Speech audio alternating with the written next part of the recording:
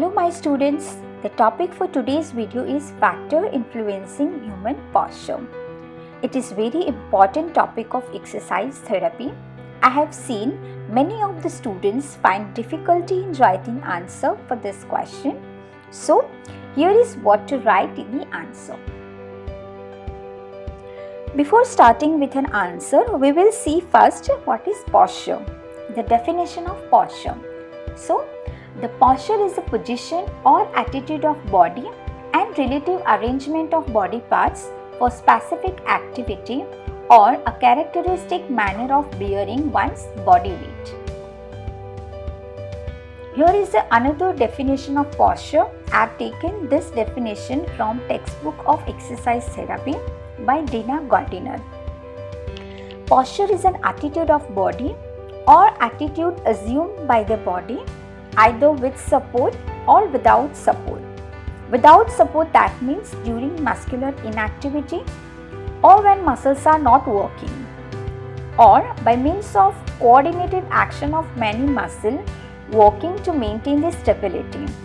Here we can say that the coordinated action of agonist and antagonistic muscle of lower limb to maintain the stability, or to form an essential basis, that is to create a base for any kind of posture, either it is sitting or standing, which is being adapted constantly. Because our body is continuously moving, still our posture is maintained to the movement which is superimposed upon it. So this is what the definition of posture. Now let's move towards the various factors influencing the posture. The posture is affected by so many factors, and here is the list of factors. The first one is the impairment of body function. So that includes any impairment occurs in the range of motion, muscle length or extensibility of muscle, impairment in muscle performance, any impairment related to balance, coordination and pain.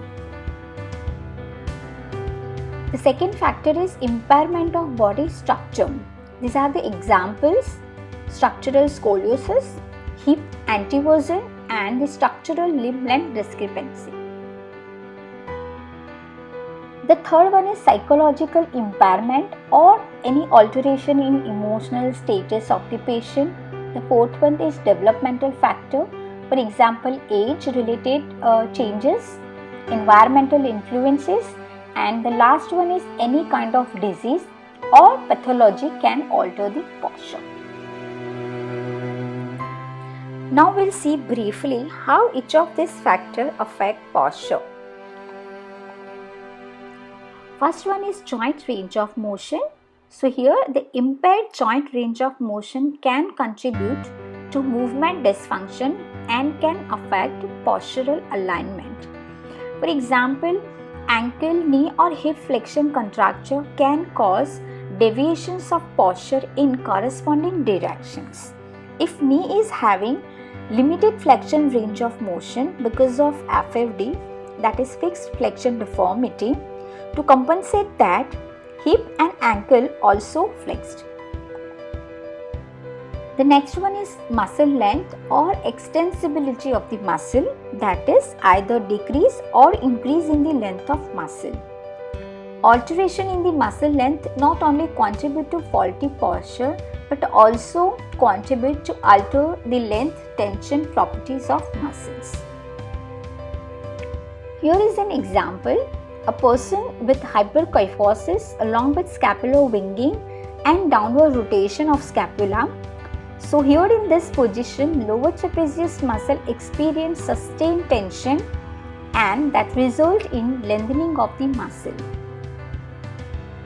The another example is about decrease in the length of muscle. So a tight iliopsoas muscle that increases the lumbar lordosis in lumbar spine.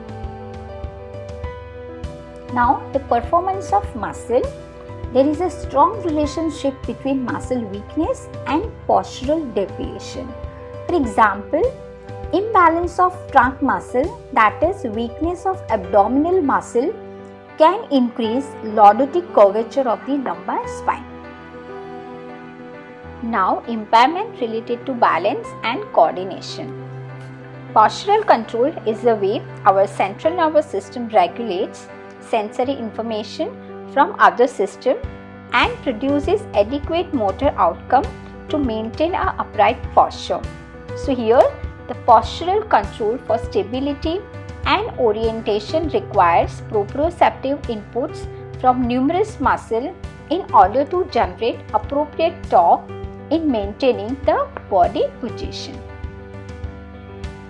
And sensory organ involved in maintaining balance control and body orientation incorporates somatoafferent, vestibular and visual input in order to assess the current body position. While the motor process coordinates the trunk and lower limb muscles into combined postural strategies to decrease body sway and to maintain the base of support. If any loss or impairment occurs in this system, including central nervous system, visual, vestibular or somatosensory system which is involved in postural control, they affect the balance and coordination, and thus the posture is also going to affect. For example, any injury occurs to neck or otolith structure that influence afferent feedback might contribute to loss of awareness and control of balance. Next is pain. Pain may alter a given posture or movement depending upon the severity of the symptoms and magnitude and intensity of stress imposed the posture and movement. For example, pressure on nerve root in the lumbar spine can lead to pain in one side of the back and may result in scoliosis as the body unconsciously adopts a posture that decreases the pain. Now, the structural impairment. Structural deformities, for example, congenital anomalies, developmental problems, any trauma or disease may cause an alteration of the posture. For example, a significant difference in leg length, that is leg length disturbancy, or any anomalies related to spine such as hemivertebra may alter the posture. The next factor is psychological condition or emotional status of the patient. It is said that stress in the body can be seen as a mirror of body's expression. People experiencing emotional stress, anxiety, grief, or lack of confidence bear their bodies in the manner that externally reflects these feelings. If this interrelationship persists over a longer period of time, the result may be habitual patterns, thus it alters the posture. Next one is age. Postural pattern change during the life cycle from the moment of birth through all the stages of development and into old age. For example, during the adolescence, changes in the body proportions occur to adjust to the gravity. So posture becomes less mobile and postural pattern becomes stabilized. But if proper adaptive mechanism fails, the round shoulder condition may be present while the neck projected forward and a head is extended in the adolescent person. Then come environmental factors. Environmental conditions affect all areas in which human beings conduct their lives among them. The environmental factors again categorized into working environment and the social factors. Work environment include the job one does and the activities performed during the day. For example, sitting on a chair and working on computer. While social factors include social norms like the way people walk and the way people behave in the society. Presence of any kind of diseases or pathology also can alter the posture. For example, respiratory conditions like emphysema, degenerative diseases like osteoarthritis of knee, excessive weight, that is obesity, loss of proprioception or muscle spasm may also lead to poor posture. The other factors includes a faulty idea of what constitutes a good posture, poor hygienic condition or prolonged fatigue. This was all about the factors influencing the human posture, and these are the references from where I have taken these materials.